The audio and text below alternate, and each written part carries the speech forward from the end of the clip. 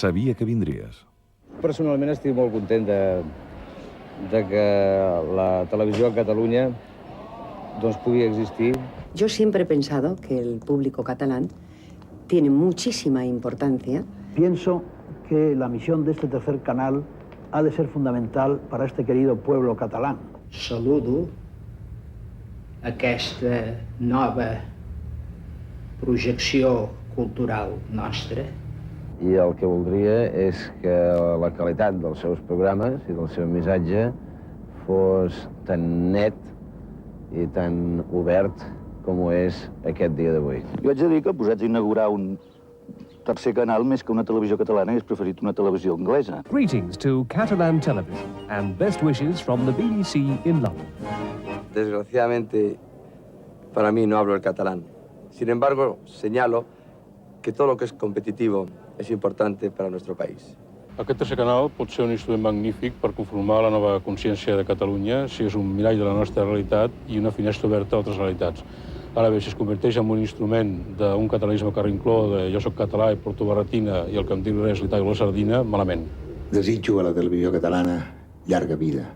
3:15 de la tarda del 10 de setembre de 1983. Una nova opció televisiva, alternativa a les dues úniques cadenes que els catalans havien conegut tota la vida, oferia per primera vegada més de 10 hores de programació exclusivament en català. Era un fet històric. Era el naixement de TV3.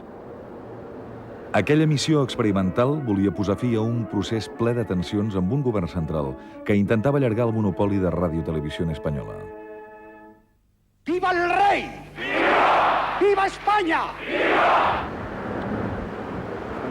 Ciutadans de Catalunya, ja sóc aquí!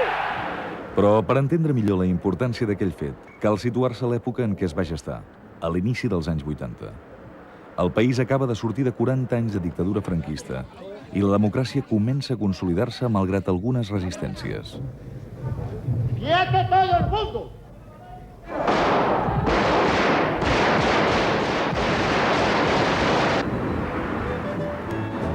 Catalunya torna a tenir estatut d'autonomia.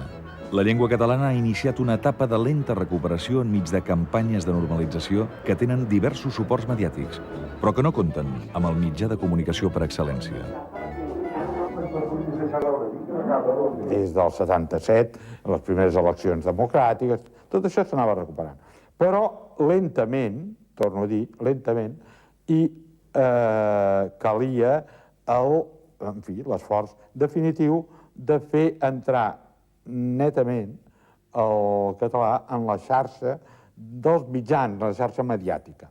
És que la cultura amb nous mitjans, com per exemple la televisió o la ràdio, sobretot la televisió, això era una cosa que es plantejava per primera vegada en aquesta etapa de reivindicació que representava la transició política. I això es va creure que era bàsic, que nosaltres no faríem el pas que havíem de fer, sinó que no disposàvem de la televisió, era una eina imprescindible. Per què això era tan prioritari? Home, perquè qualsevol llengua, i més una llengua com la nostra, que havia estat durant dècades o durant segles perseguida, i amb una pressió demogràfica sobre molt forta, i que durant molts anys últimament, a més, no havia tingut ni possibilitat d'escola, ni de mitjans de comunicació, ni d'oficialitat, etc., estava en perill, la llengua estava en perill, no? L'absència del català a l'escola i els mecanismes de la dictadura franquista han fet que la llengua, en els mitjans de comunicació, es trobi en una situació de clar desavantatge respecte al castellà. A la televisió espanyola, el català hi té un caràcter residual.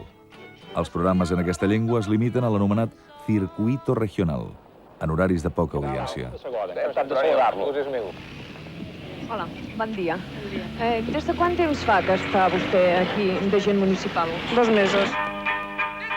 Malgrat els esforços d'alguns professionals de televisió espanyola a Catalunya, aquesta oferta televisiva té poca incidència. La creació de la televisió de Catalunya estava en el programa de Convergència i Unió que va guanyar les eleccions a l'any 80. Estava en el programa, s'havia de fer una televisió per Catalunya. Ha estat elegit president de la Generalitat el senyor Jordi Pujol i Soley.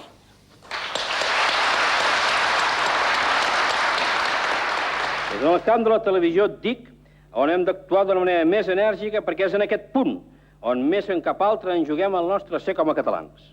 Un dels objectius més prioritaris del govern de la Generalitat, al començament de tot, va ser aquest, precisament, la televisió i la ràdio, no? I jo, al debat d'investidura del mes d'abril del 80, vaig expressar dient que actuaria amb una gran energia per tal de poder aconseguir una bona televisió pública catalana i una bona ràdio pública catalana. Per posar en marxa el canal català, el president de la Generalitat n'encarrega un estudi al conseller de Cultura, Max Kanner. A mi se'm va comentar el projecte tècnic i les primeres negociacions, perquè clar, un projecte no es podia fer sense saber quin paràmetre hi havia, si era una desconnexió, si era una empresa diferent, quin espai radioelèctric es tenia, quines autoritzacions tindrien per posar les antenes pròpies, etc. I això va ser doncs, el projecte que, en el moment que va estar enllestit, que es va tenir l'acord polític, que ja no hi vaig intervenir, l'últim, aleshores va ser quan la Direcció General de Mitjans de Comunicació va passar a presidència. El president devia entendre que portant la presidència hi faríem un control més sostingut, li donaríem més impuls i ho faríem probablement amb més rapidesa, no? Com així va ser. El juliol de 1982, Jordi Pujol decideix traspassar el projecte al Departament de Presidència sota la tutela del secretari general Lluís Prenafeta. Paral·lelament, n'encarrega la direcció al periodista Alfons Quintà. Estigui molt present en el terreny dels canvis audiovisuals. No existia res. Només existia el senyor Quintà, el senyor Casajoana i jo, que era el que els havia d'anar autoritzant doncs, cada una de les coses que anaven fent. Aquest era el tema, no? I jo fins i tot vaig firmar els primers contractes amb el Ferrús, amb el Canals, amb altres que van marxar, els contractes de feina, de periodistes, de comunicadors.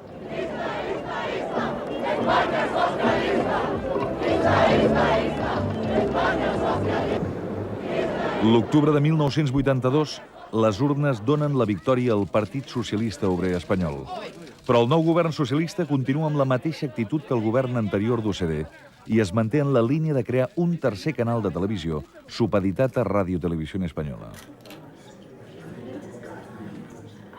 Home, va ser un procés complicat, Tot ens venia de nou complicat internament,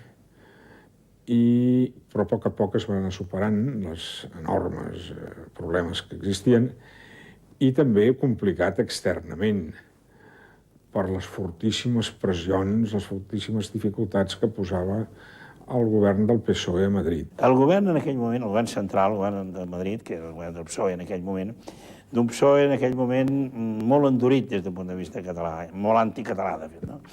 L'època de la guerra i l'època del PSOE més dur, amb tot, però també unes coses de Catalunya, i nosaltres no volíem de cap manera dependre d'aquella gent, no? No recuerdo yo ninguna hostilidad respecto del tercer canal con la Generalitat. Lo único que yo recuerdo en el que sí teníamos visiones totalmente diferentes y que optaron por una, yo creo que no por la mejor, pero optaron por ella, es respecto de la red propia o la red de televisión.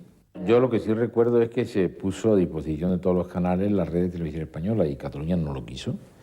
El Guerra es va enfadar molt. No sé si l'heu entrevistat, però si l'heu entrevistat, no sé si ho diu, es va enfadar molt, això de la xarxa pròpia.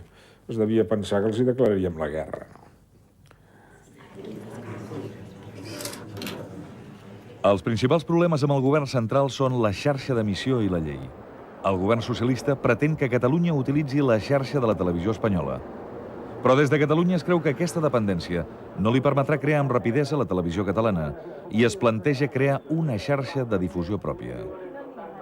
En aquel sistema de emisión lo que se hacía, lo que se llamaba el sistema terrenal, subir a los montes para dar cobertura a los distintos territorios. Allí había unas casetitas con sus equipos. La primera posibilidad era utilicemos una carretera, una autovía que ja existe i cada uno mete su cotxe. No vaig voler jo, en un moment determinat, que ho féssim a través dels seus repetidors, no? I això realment va portar una situació conflictiva, perquè, esclar, ells deien, bueno, per fer tot això que voleu fer necessita temps, hem d'estudiar, s'han de fer inversions. Nosaltres vam tenir la sensació que ens volien fer passar amb raons, ¿no? Voluntad política la había, en tanto en cuanto el propio gobierno socialista en aquel momento, con un apoyo de mayoría absoluta en el Parlamento, pudo sacar adelante la primera ley que permitía el establecimiento de otras televisiones. En realitat el que passava és que la idea de que hi hagués una televisió catalana, el govern central, doncs suposo que tota mena de governs centrals li sentarà sempre malament. Li sentava malament, no li venia de gust. L'altre conflicte amb el govern de Madrid té relació amb la llei de tercers canals. La regulació de noves televisions continua pendent d'una llei que ha de ser aprovada al Congrés de Diputats i es pretén que sigui la mateixa per a totes les comunitats autònomes. Es que no pueden históricamente nadie protestar por eso, porque fue una ley rapidísima, la de puesta en marcha de los canales autonómicos. O sea, si hay alguien que diga, no, es que aquello se retrasó, está mintiendo literalmente. Tendrían que decir la verdad, que tuvieron el privilegio de ser una de las leyes más rápidas que se hicieron. No tardó un any. La guerra diu que si algú diu que aleshores hi ha obstrucció, menteix. Doncs mira, jo ho dic. Hi ha obstrucció, no? I obstrucció per conduir-nos a una situació de dependència respecte a ells, inclús tècnica. I Francisco Viciedo em deia, ya verás, es que el espacio radioeléctrico es limitado, no se puede dar todo. No. Yo le dije, pero Francisco, pero si yo voy a Nueva York y en el hotel tengo 20 botones, no me fastidies, que es que el espacio radioeléctrico aquí es diferente. I bueno, ja no hi teníem qüestió tècnica, però era evident que em prenien el pèl. I em prenien el pèl. I per tant, vam tirar al dret. I com que hi havia uns canals que estaven lliures, nosaltres ens hi vam ficar, sense demanar permís, no? I bueno, va ser realment una actuació de fet consumat, però que era molt difícil fer marxa enrere per part d'ells i no la van fer, no? Perquè, esclar, hauria sigut un conflicte polític molt seriós, no? Les reticències del govern socialista davant del projecte català de televisió s'acaben convertint en oposició manifesta. El director general de Radio Televisión Española, José María Calviño, fa unes declaracions dient que el tercer canal ha de ser complementari de la televisió espanyola i que s'ha de limitar a presentar el fet cultural i antropològic català. Ells volien, i ja va venir Calviño fins i tot a explicar-m'ho, ells volien allò que en deien una televisió antropològica, no? Que volia dir una televisió en la qual, és a dir, només hi havia d'haver allò que era molt específicament català, inclús una mica amb el sentit folclòric de la paraula, l'espardeny, el porró, etc. I després, en tot cas, doncs, notícies, això sí, el telenotícies, i després, bueno, coses de tipus molt estrictament cultural. Però ni partits de futbol, o de qualsevol altre esport, ni pel·lícules, ni saga de poder, ni el cor de la ciutat, ni res d'això. Absolutament res d'això. Una molt escèptica. La resposta a les paraules de Calviño és contundent. Un grup de 80 intel·lectuals i professionals signen un manifest a favor d'una televisió catalana, moderna i universal. De fet, complementava la declaració de Calviño demanant una televisió marginal i antropològica aquella afirmació que havia fet el Suárez al començament del seu mandat quan va dir que el català no era una llengua preparada per ser suport científic, de coneixement científic i tal. Va sonar com una cosa de marginar ja des del principi el que podia ser la televisió. Llavors la resposta de la sèrie d'escriptors intel·lectuals va ser demanar una televisió total, és a dir, que donés una visió del món amb una llengua concreta, amb prou nivell literari i científic, com per no haver de parlar solament dels xiquets de Valls i de quatre coses plurals, i que estava molt bé, però que era molt més ambiciós el projecte de televisió catalana. Malgrat les traves, la Generalitat continua endavant. El 23 d'abril de 1983 col·loca la primera pedra de la futura seu de la nova cadena a Sant Joan d'Espí. I en el transcurs de l'acte, Alfons Quintà, el director del projecte, en fa la presentació pública.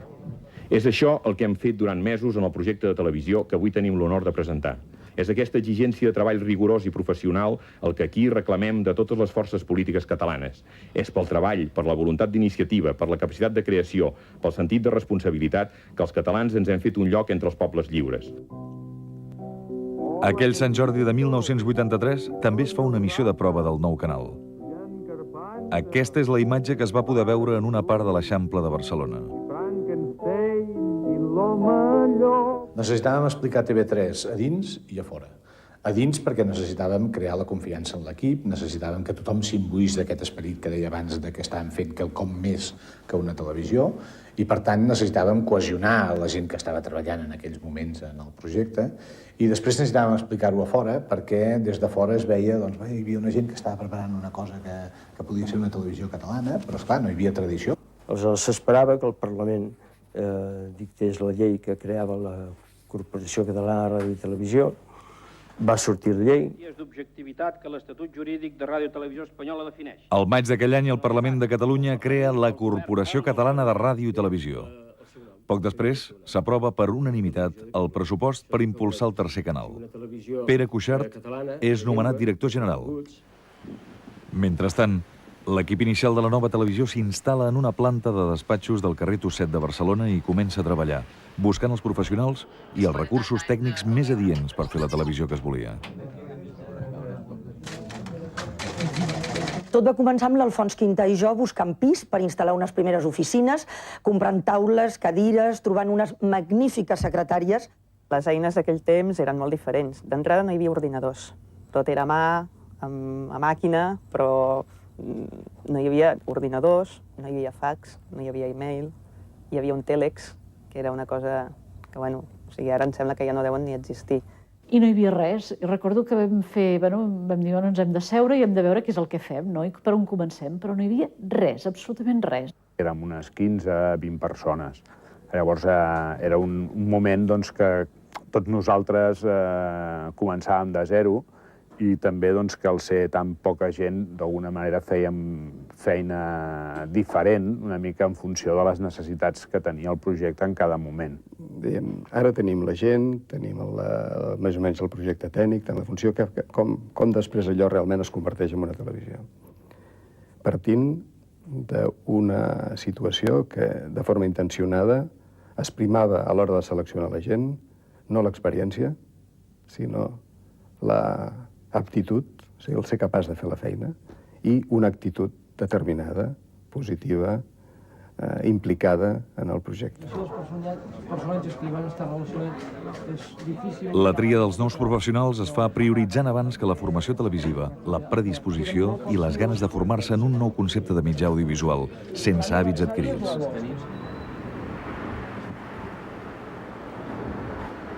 Hi havia gent que treballava a una caixa d'estalvis, uns altres que eren mestres, uns altres que eren estudiants, i allà ens vam trobar gent de moltes diferents procedències i formacions, amb molta il·lusió i moltes ganes de posar en marxa això que en aquells moments era tan novedós. Per tant, el clima era un clima de nervis, d'alegria, de neguit, de saber que estàs fent alguna cosa nou. Yo recuerdo que para todo el aspecto televisivo del trabajo empezamos a trabajar con cámaras fotográficas y los jóvenes periodistas de TV3 salían con un rollo de 36 imágenes y iban por la calle y trataban de encontrar una historia interesante que fotografiar y luego volvían con las 36 fotos y tenían que contar una història con solo 24. Per formar i posar a punt la nova plantilla, s'opta per tècnics provinents de l'entorn de la televisió francesa.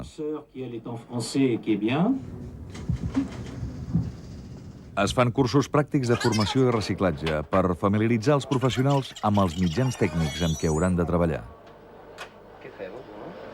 Lo que a mí me sorprendió era que si no eran periodistas, tenían unas ganas profesionales como pocas veces he encontrado en mi carrera. Y ha sido un acontecimiento trabajar con toda esta gente porque estaba muy dispuesta a aprender y aprender a dominar, se dice así, dominar el medio televisión que muy poquito conocían. Quina és la feina dels ENG, i amb quin material estan dotats? La nostra feina és per cobrir els reportatges d'actualitat dels serveis informatius.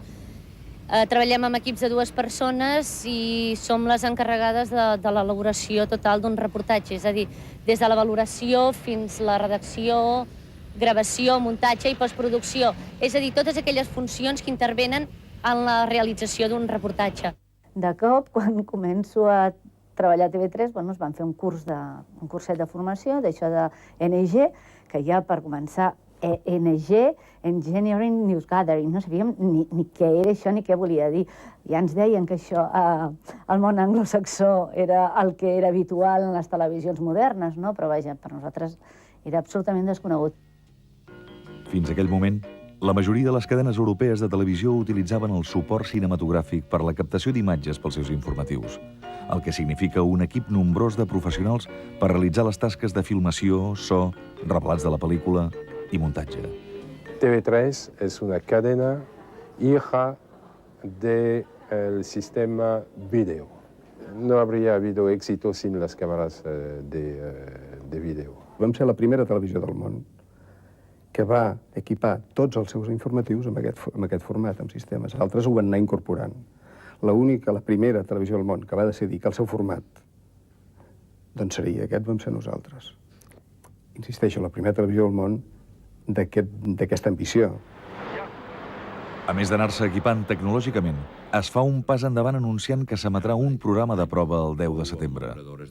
Es comença a concretar el model de programació, buscant els diversos continguts que hauran de configurar la graella. El meu objectiu era que els informatius fossin la columna vertebral de la programació, una bona informació internacional i no oblidar mai la informació local i el seguiment dels temes. Després, una graella de programes amb bon cinema, amb sèries pròpies, humor, el nostre humor, educació, esports, documentals. Jo volia que la TV3 fos una oferta total. Sí, ministre. Els professionals. La compra de sèries, pel·lícules i programes produïts a l'estranger és un dels objectius de la nova cadena. El Departament de Producció aliena és qui té la responsabilitat d'aquesta àrea.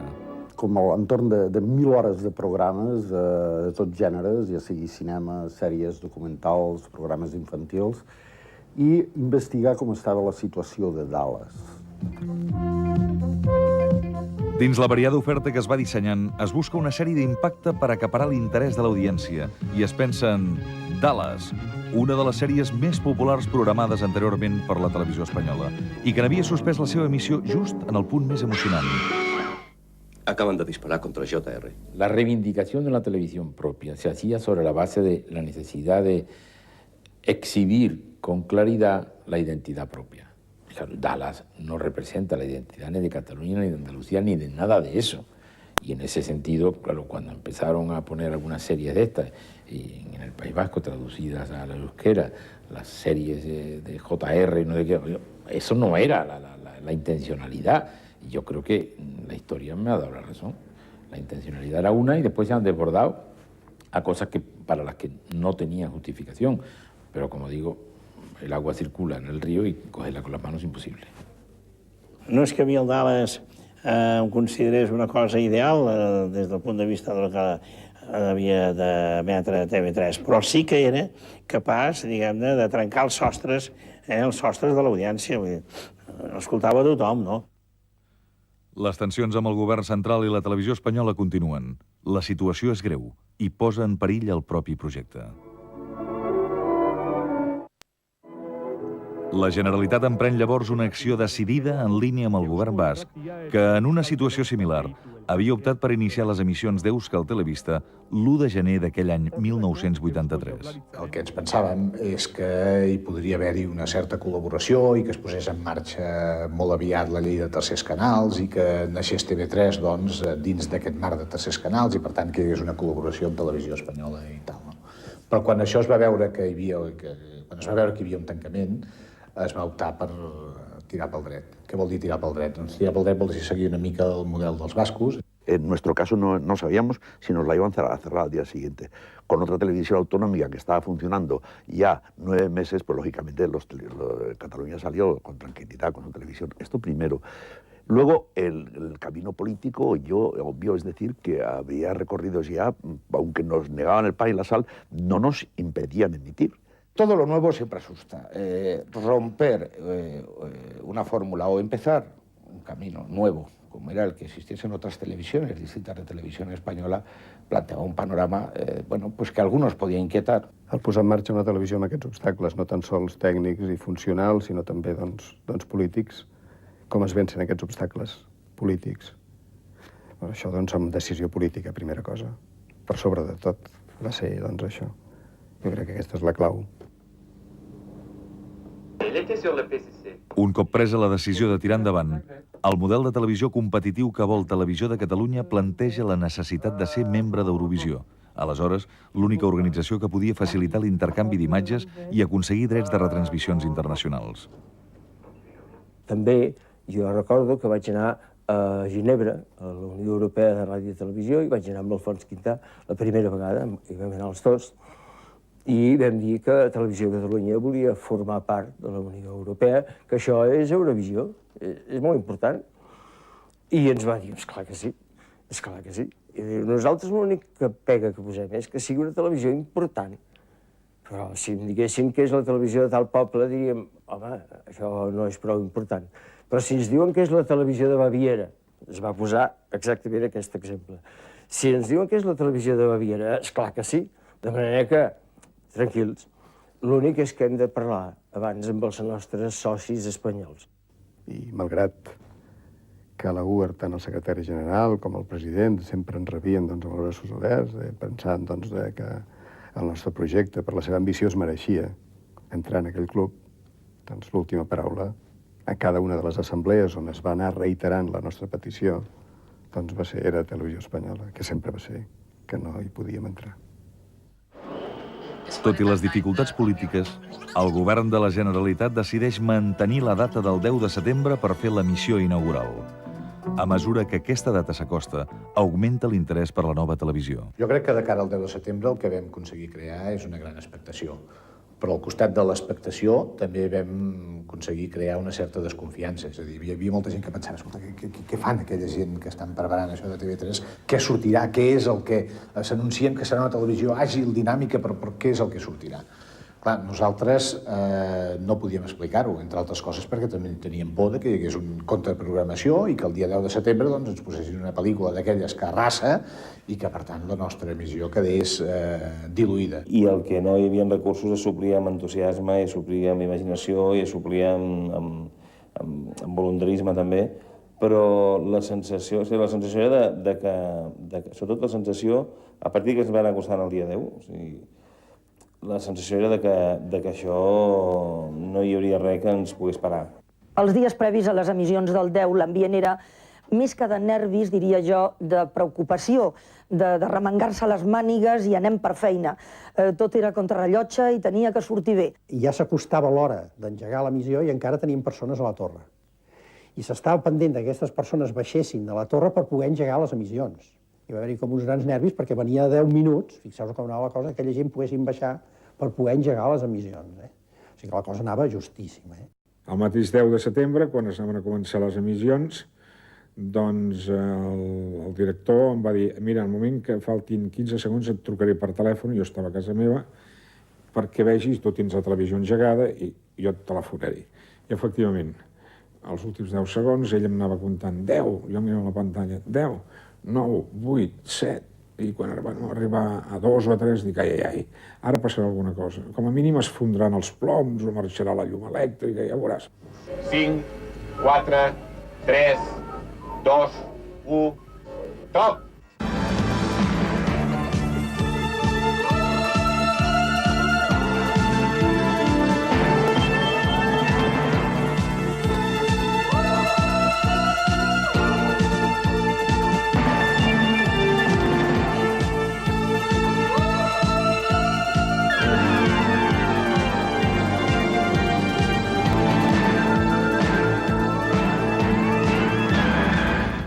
En aquell moment, aquell 5, 4, 3, 2, 1 i acció, portàvem una setmana realment tan intensa de preparacions i de tants nervis entre tots plegats, amb el Lluís Maria, amb la Calaf, amb el Quintà, amb tota la gent, de tantes reunions i tants nervis, que gairebé era un sospir. Tirem endavant i que passi com sigui, que sigui el que sigui. Però aquell mateix moment, allò de dir, 1, 2, 3, ja, ara, Senyores i senyors, bona tarda. Amics, avui, 10 de setembre de 1983, us saludem per primera vegada des de TV3. Televisió de Catalunya. Però passem al que avui serà el nostre estudi 2. Ens espera Àngels Moll. Gràcies, Joan Pere. Hi havia una sèrie de gent que tenia experiència, perquè si no, no ho haguessin pogut fer, i molta gent que era la primera cosa que feien en televisió, amb l'equip, o sigui, amb les diferents persones de l'equip. I aleshores sí que hi havia tensió. I sobretot el que hi havia era una gran il·lusió per pensar, ara comencem una cosa nova. I nostra. Aquest senyal que ara veiem indicarà al llarg de tot el programa l'aparició de noves comunicacions de personalitats. Bienvenido a tercer canal. Esperamos que vamos a tener más informativo deportivo a este nuevo canal. Voldria adreçar una abraçada ben forta a tot el poble català. Y estoy orgullosísimo, de verdad, de poder estar en TV3. La producció que inaugura la programació cinematogràfica d'aquest tercer canal és Tràfic, de Jacques Tati. En un parell de visites a Catalunya, una a la Setmana Internacional de Cinema de Barcelona i l'altra convidat pel Cineclub de Sabadell, Tati va deixar constància de la seva gran qualitat humana i histriònica. I em van proposar, en pla una mica d'emergència, que jo presentés una de les pel·lícules que es programaven el dia de la primeríssima emissió pilot del 83. La primera era Tràfic, de Jacques Tati, que tenia un avantatge suplementari. No tenia diàleg i, per tant, no s'havia de doblar. Segurament que els espectadors de TV3 estan ja pendents d'un instrument de vent molt senzill. Un xiulet. El xiulet de l'àrbitre que dirigirà el partit Barça-Osasuna. Uns segons de publicitat i us arribaran les imatges en directe del Camp Nou i la veu de Josep Maria Casanovas. El programa ofereix 10 hores d'emissió continuada, gairebé tota gravada prèviament. L'única excepció és la retransmissió de futbol que es fa per primera vegada en directe des del Camp Nou. Bona nit a tothom. Una salutació cordial als espectadors de TV3, Televisió de Catalunya. Jo era al camp del Barça per fer aquesta retransmissió i recordo que em van donar pas a la primera imatge que sortia a l'aire de TV3 i els que érem a la unitat recordo que ens va sortir un Visca Catalunya d'aquells brutal, no? Perquè va ser un moment molt emocionant, no? I molt emotiu. Al nostre costat tenim a Carles Reixac, tot un símbol del futbol català, un home que ha estat 17 anys a Can Barça i que avui debuta com a comentarista de televisió. Bona nit, Carles. Hola, bona nit a tothom. Preparat? Sí, estic preparat, veurem com ho soluciona això, perquè la primera vegada, però vaja, espero fer el millor possible. Recordo que el Carles Reixac de tant en tant he fet ara una castellanada. Dic, escolta'm, tranquil, que això avui és important. Dic, no és el que nosaltres diguem, sinó que la gent veu i que ho veu amb uns altres càmeres, amb uns altres angles, amb una altra perspectiva. I en aquest sentit, recordo que estàvem sentats a la llotja del Camp Nou i que tothom ens mirava com una cosa estranya, perquè fins a aquell moment els locutors de televisió espanyola havien estat sempre a dalt, a la tribuna de premsa i en un altre lloc, i nosaltres estàvem a la llotja com si fóssim invitats i érem uns professionals que estàvem treballant allà. Pues jo per mi diria que són dos jugadors diferents, vaja, al meu punt de vista. Els dos són dos grans jugadors, dos números uns en els seus moments. I vam posar la primera entrevista amb el Menotti, pues, bueno, el Menotti nos va preguntar, pibe, ¿esto para dónde es? Y tal, tot sorprès, ¿no? La televisión, yo hablo castellano, no, tú hablas de lo que quieras, no te preocupes. Aleshores, recordo que li van preguntar en català i contestava en castellà, que també era un xoc, en aquell moment era un xoc, vull dir, perquè encantat. I després el Maradona, fins i tot, vull dir, molt en plan argentí, va enviar un missatge de felicitació a TV3 i va dir que estava encantat que Catalunya tingués la seva pròpia televisió. I ara intentem apropar el micròfon de TV3, Televisió de Catalunya, a Diego Armando Maradona. Els jugadors del Futbol Club Barcelona estan realitzant exercicis d'escalfament. Un company ens aproparà a Diego Armando Maradona. Y aquí tenim a Diego Armando Maradona. Tú sabes que hoy es la primera emisión de televisión de Cataluña, de TV3. Sí, estábamos mirando en el hotel y seguimos todo el desarrollo, al menos yo en mi habitación, seguí todo el desarrollo, cómo funciona todo este nuevo canal y bueno, vaya mis felicitaciones a todos los que lo hicieron posible. Caixa de pensions. La Caixa. La publicitat és també una de les parts destacades de la programació. La primera caixa d'estalvis. La Caixa de Barcelona, que va patrocinar el partit, i la Caixa de Pensions, que va patrocinar el llargmetratge, aquests era ja segur que vindrien, perquè volien ser-hi.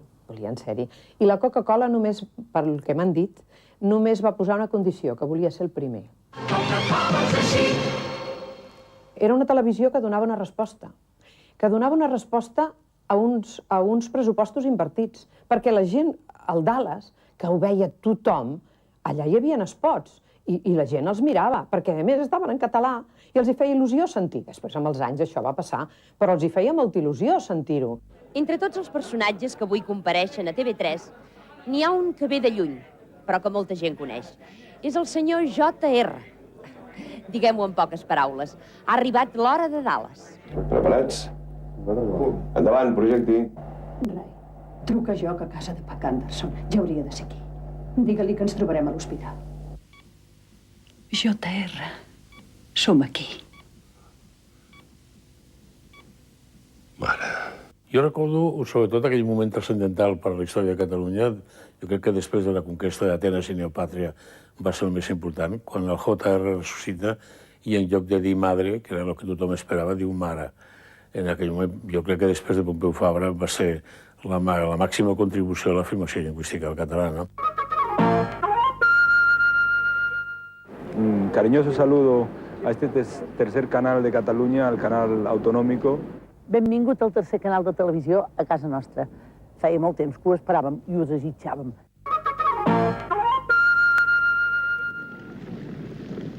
Alba Zulu.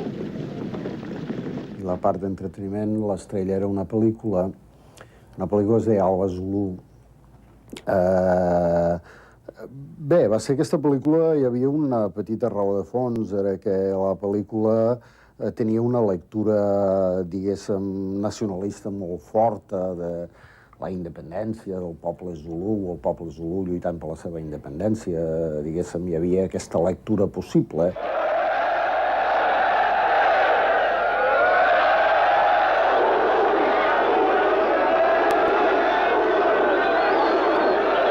Va ser tota una proesa de doblatge. Jo crec que la gent que va doblar això sabien que era l'emissió inaugural de TV3, ho van fer amb tota la dedicació i crec que el resultat va ser sorprenent. Recordo el pobre Joan Borràs anant com un boig, no sabia ja ni quin negre feia. La meva dona trucant-me a les 5 de la matinada en un estudi que es deia Parlo, i em deia, on ets, on ets? Jo deia, estic doblant una pel·lícula. No m'ho crec que estiguis doblant una pel·lícula. T'ho prometo, i és de negres. No pot ser. Tu no n'has fet mai de negres. Dic, nena, només som jo i 3 més, i hem de fer tots els negres. Això 2 nits, tota la nit, doblant la pel·lícula aquella, Alba Zulu. Au nom d'Antenne 2, j'ai le plaisir de saluer la naissance de la télévision catalane. And I'd like to extend a welcome to you, Catalan Television. Os amigos do Brasil desejam muito sucesso aos amigos catalães.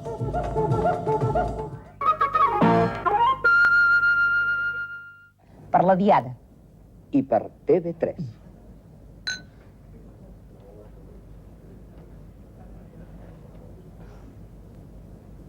Bona nit i a reveure. A reveure.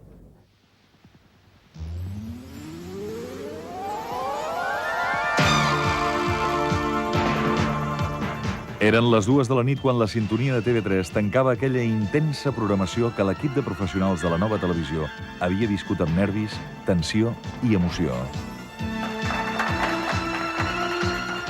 Vam estar molt tensos, molt callats durant tot el temps que va durar, però el que sí que me'n recordo, jo del que vam fer entremig no me'n recordo, però el que sí que me'n recordo és que quan es va acabar va haver-hi un crit general i un aplaudiment i com un descans a dir, ja ha acabat i ha sortit tot bé. Això sí que me'n recordo. Que vaig sentir doncs, una emoció realment bastant difícil de descriure, que fins i tot doncs, ara em torna als ulls al recordar-ho, perquè, és a dir, sentir la sintonia aquella per per primera vegada a l'aire, no? I veure aquell logo, que després doncs, vam canviar altres tocs quan va fer 10 anys, doncs és molt difícil d'explicar-ho.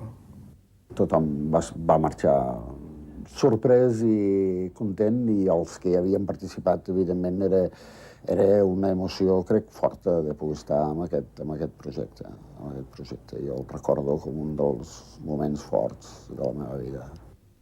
Jo recordo que el dia de la primera emissió, del dia de l'11 de setembre, esperar-me que acabés l'emissió per recollir totes les cintes d'arxiu, les primeres cintes d'arxiu, i que era el primer programa, no? I ho recordo, doncs, allò, agafar una caixa i anar a l'arxiu per dipositar solemnement a la primera gravació d'arxiu, i a més amb gravació professional de tot el que s'havia fet, perquè es va fer amb gravació professional, allò. Arreu de Catalunya, molts pobles havien instal·lat pantalles gegants, i jo em sentia com tota aquella gent satisfeta, emocionada, alegre, seguint les aventures dels africans de la pel·lícula Zulu, parlant en català. Alguns ploraven davant del naixement de la TV3. Aquella nit, la veritat és que tots plegats estàvem vivint la història en directe. L'endemà, tota la premsa parla de l'èxit de la primera emissió i en valora la proposta d'estil i de contingut. El que donava és una imatge més fresca. No sé si anglosaxona o no, però més europea, més normal. A partir d'aleshores sabíem que el país, perquè havia tingut molta incidència i allò havia sigut un èxit, ens demanaria molt més. I al demanar-nos molt més sí que sabíem, els que estàvem treballant allà dins, el que teníem i el que comptàvem. I llavors la sensació era de pànic total. Llavors van començar els nervis, de veritat. Perquè era ja de dir, bueno, és que comencem a emetre al gener i comencem a emetre cada dia. Després de les emissions provisionals, evidentment vindrien les emissions continuades. I una emissió continuada era una cosa doncs, molt més complexa i era una cosa que s'havia d'assegurar, no estava previst que parés mai. La sensació era que estàvem fent tots un projecte nou, diferent, engrescador, vital, amb molta energia, que ens van deixar molta llibertat, això és veritat, és així, s'ha de dir. Comença una etapa contrarrellotge. Paral·lelament a la feina dels professionals, el govern i el Parlament demanen que les emissions regulars comencin tan aviat com sigui possible. Per això es van fent diverses emissions de prova que tenen com a objectiu, d'una banda, l'entrenament dels equips tècnic i professional, i de l'altra, aconseguir tenir presència pública. Cal anar amatent perquè la gent vegi que hi ha una certa continuïtat després del dia 10. Tu saps que tots els televidents de Televisió de Catalunya avui podran veure el partit entre l'Espanyol i el Barça. És el partit 101 que jugaran Espanyol-Barça, Barça-Espanyol. L'expectativa del públic es potencia amb una campanya de màrqueting. L'eslògan de la campanya és «Sabia que vindries».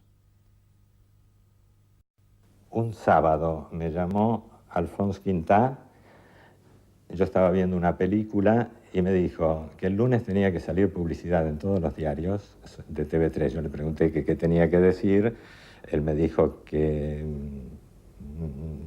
lo que quisiera, tu mateix. Y en ese momento, en la película que yo estaba viendo, alguien abrió una puerta y le decía, en castellano, evidentemente, a otra persona, sabía que vendrías. Inmediatamente lo llamé a Quintá y le dije, ¿te gusta Sabía que vendrías? Y me dijo, sí.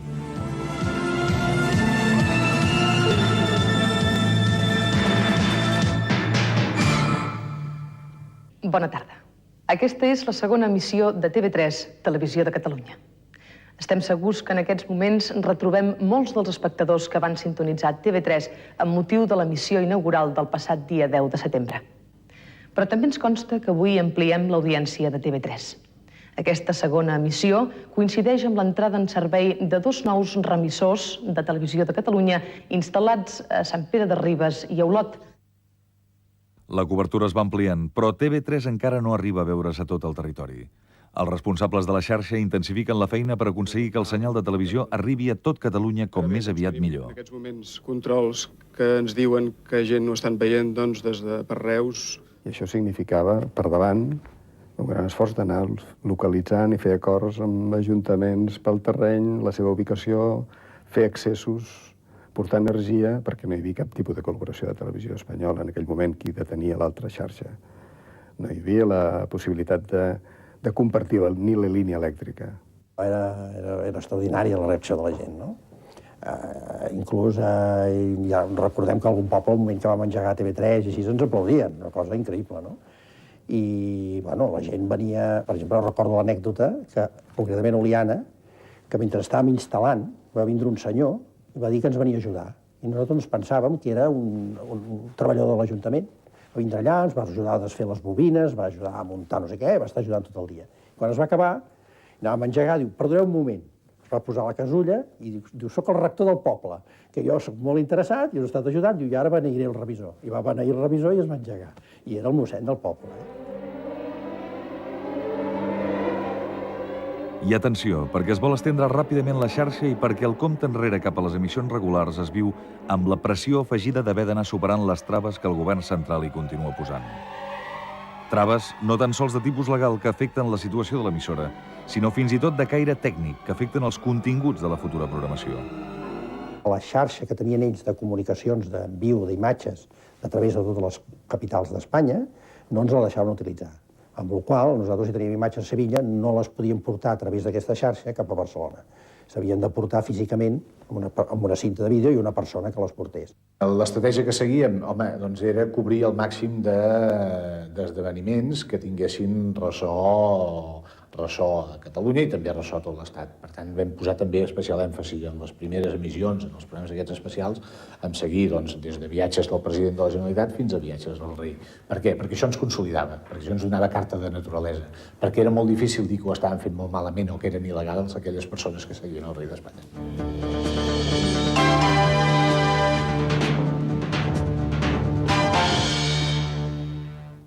Bona nit. Els reis Joan Carles i Sofia són avui al Zaire. L'equip de TV3 que cobreix informativament aquest viatge exclusivament amb els nostres propis mitjans i formant part del seguici reial ha elaborat el reportatge següent que hem rebut fa uns minuts via satèl·lit.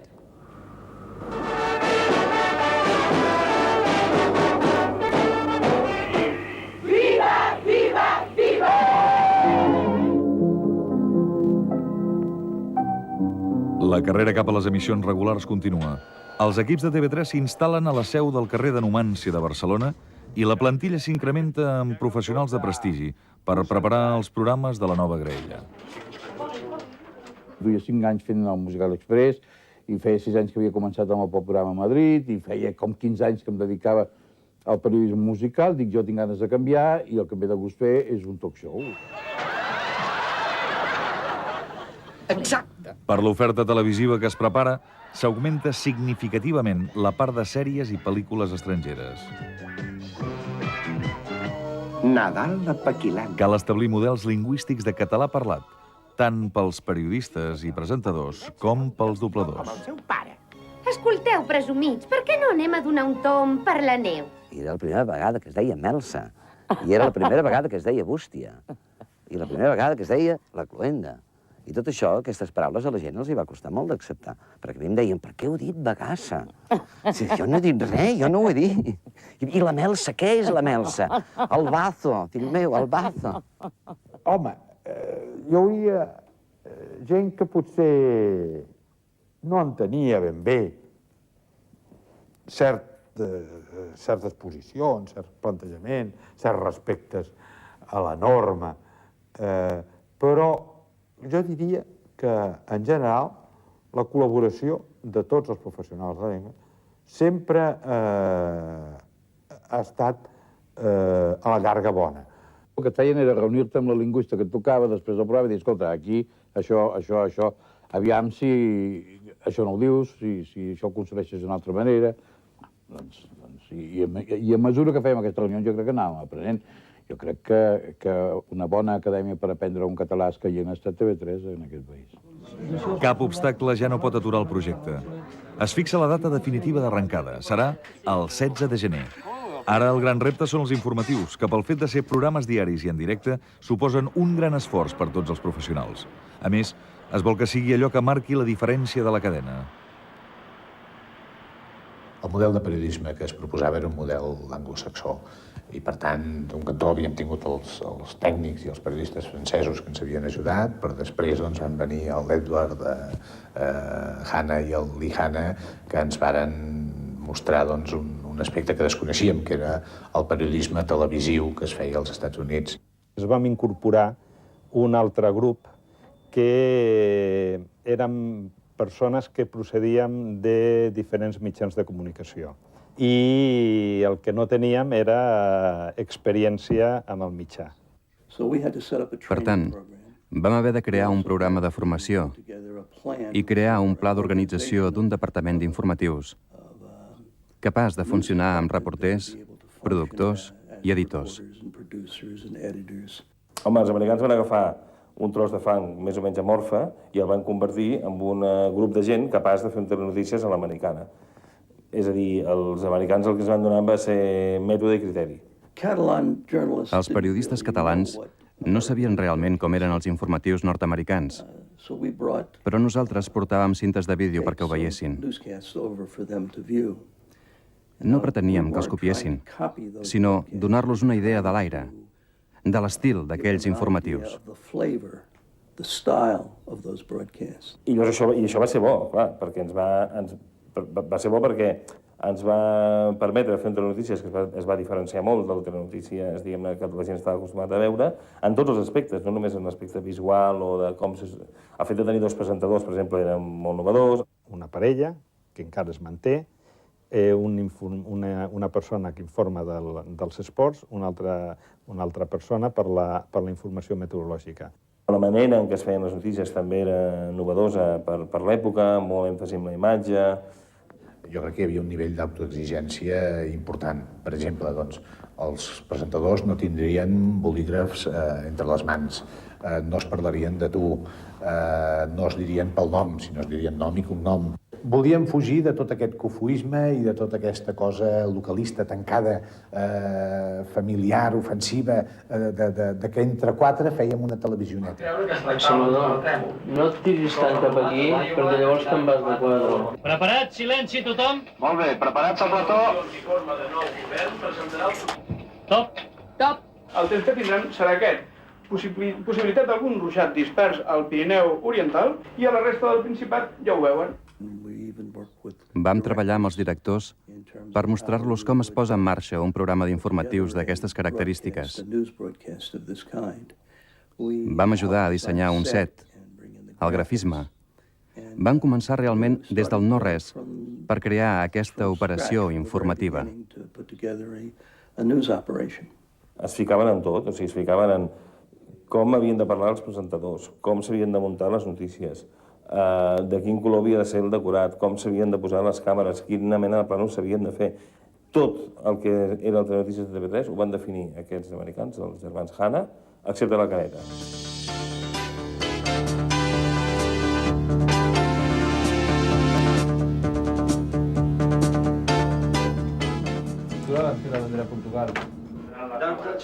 Un altre element que es vol que sigui diferenciador és el grafisme i la direcció artística, és a dir, la imatge tant de les caretes com dels decorats, l'atrezzo i els logotips. La aparición de TV3 coincide también con una eclosión del diseño, particularmente en Barcelona. Entonces, TV3 se nutrió de todo ese grupo de diseñadores que surgía, de las nuevas ideas que aparecían. La direcció artística de cadena, la imatge de cadena, la marca de cadena, aquest grafisme que sempre ha tingut TV3, en aquell moment no existia a la televisió espanyola, ¿no? I aleshores va ser una novetat. Había un poco la esperanza de que esa imagen se reconociera aún antes de escuchar que se hablaba en catalán y que era otra televisión. Que era otra televisión por la misma imagen que daba.